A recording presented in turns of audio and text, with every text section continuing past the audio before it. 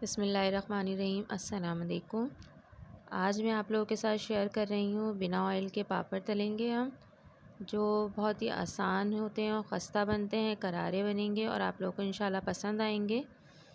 बाहर से बच्चे लाके खाते हैं, वो ख़राब ऑयल में बने हुए होते हैं जिनसे गले ख़राब हो जाते हैं। इंशाल्लाह आप ये घर में बना सकते हैं। चलें इसके लिए हम स्टार्ट करते हैं। यहाँ मैंने नमक लिया है मोटा और उसको हमने लोहे की कढ़ाई में डाला है, जो अमूमन हर घर में मौजूद होती है। आज हमने हाई फ्लेम रखी है।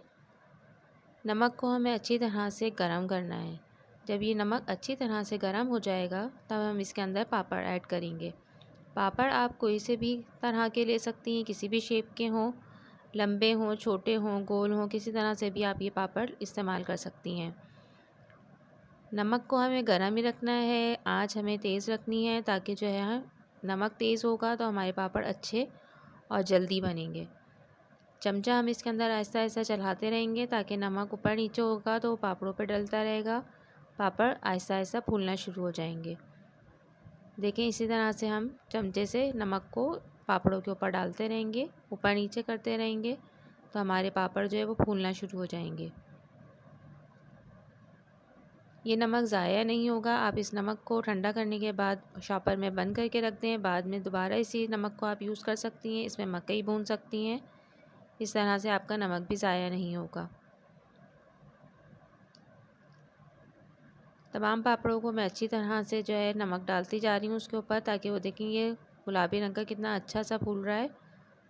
इस तरह से तमाम पापड़ हमारे अच्छी तरह से फूल जाएंगे, तो हम इसको छलनी की मदद से छान कर निकाल लेंगे। एहतियात ये करनी है आपको कि इसमें से नमक आराम से छलनी में छानना है, ताकि नमक अच्छी तरह से निकल जाए।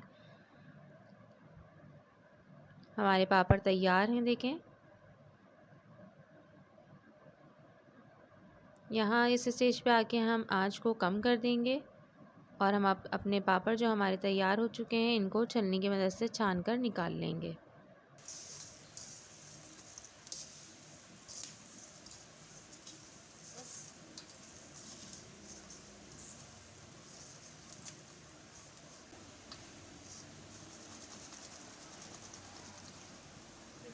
ये देखें कितने अच्छे खस्ता करारे हमारे पापड़ तैयार हैं।